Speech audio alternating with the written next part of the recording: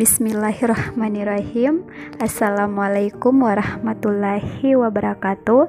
Perkenalkan, nama saya Sriningsih Baharudin, kelas PAI 1E, jurusan Pendidikan Agama Islam, Fakultas Ilmu Tarbiyah dan Keguruan IAIN Sultan Amai Gorontalo, dan saya semester 1.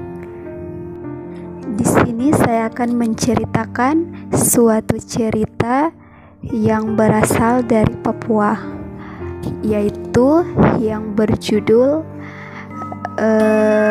Kampung Misteri. Di mana Kampung Misteri ini yang dikenal sebuah adat istiadat. Suatu hari sang kepala suku hendak membuat pesta besar-besaran yang dinamai Awe Eko.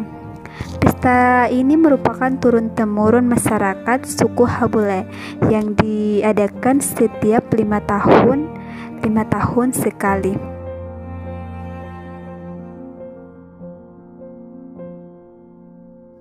Baiklah, langsung saja saya akan menceritakan ceritanya dengan singkat.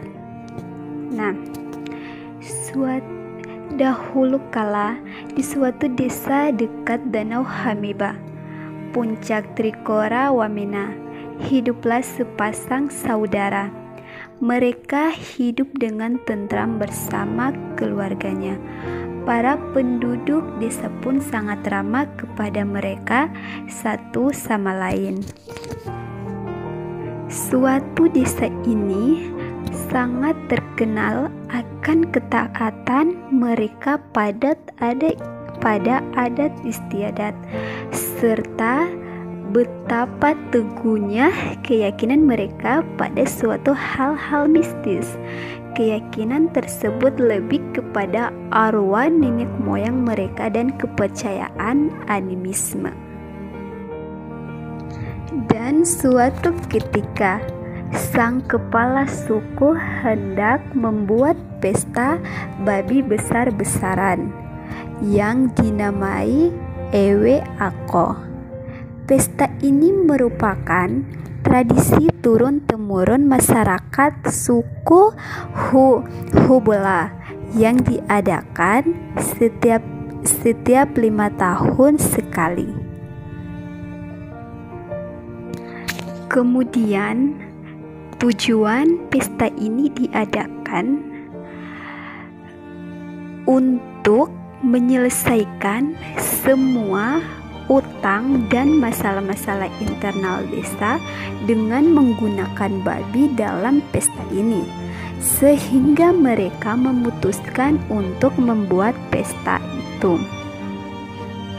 Kemudian sang kakak dan adik pun mengambil bagian untuk membantu mengumpulkan sayur-sayuran di hutan terdekat. Mereka menjalani hutan terdekat hingga sampailah mereka tempat kaki Gunung Trikora. Puncak Trikora atau Hirip Akub adalah tempat yang cukup sakral.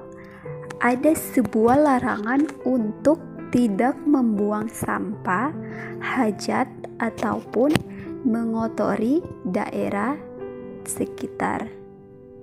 Kemudian sang kakak dan sang adik berhasil mengumpulkan banyak sayur menyayur. Sang adik pun merasa mules. Kakak perempuannya memperingatkan dia akan larangan yang ada. Kemudian kakaknya berkata, "Tahan saja, tunggu saat kita kembali ke desa," katanya.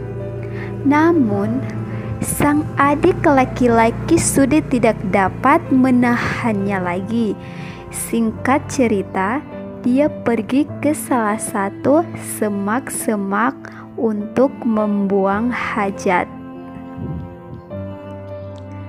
Setelah merasa lega, dia memutuskan untuk menyeka bongoknya. Dilihatnya pun di sekeliling dedaunan itu begitu kecil. Sebenarnya ada beberapa sayur yang telah dia kumpul, hanya saja sayur-sayur itu untuk dimakan. Setelah berpikir, dia melihat bebek. Dibersihkanlah bongkoknya di suatu batu tersebut. Pada suatu saat bokongnya telah bersih, dia hendak berdiri namun tak bisa.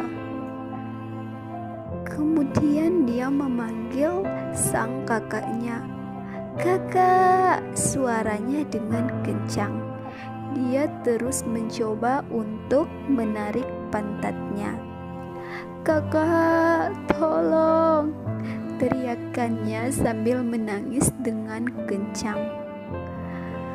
Kakak perempuannya lantas berdiri dengan cepat ke arah di mana suara itu berasal. Ketika dia tiba, dia hanya dapat menatap adik laki-lakinya dengan pilu. Dia sadar bahwa sudah tidak ada jalan keluar lagi bagi dia. Gadis itu menangis sambil memeluk adiknya. Setelah selang beberapa jam, dia pun meninggalkan adiknya. Anak itu menjadi salah satu dengan alam karena dia melanggar adat yang ada. Alam akan mengambil dan melawan siapapun yang menentangnya. Kemudian, dikala anak itu merasa dingin, dia akan menangis. Dan saat dia menangis, dia akan terjadi hujan dan penurunan suhu yang drastis di kampung serta disebut di setiap kampung Wamena. Baiklah, demikian itu hasil cerita rakyat yang saya ambil dari Papua. Lebih dan kurangnya saya mohon maaf. Saya akhiri, wabillahi taufiq wal hidayah. Wassalamualaikum warahmatullahi wabarakatuh.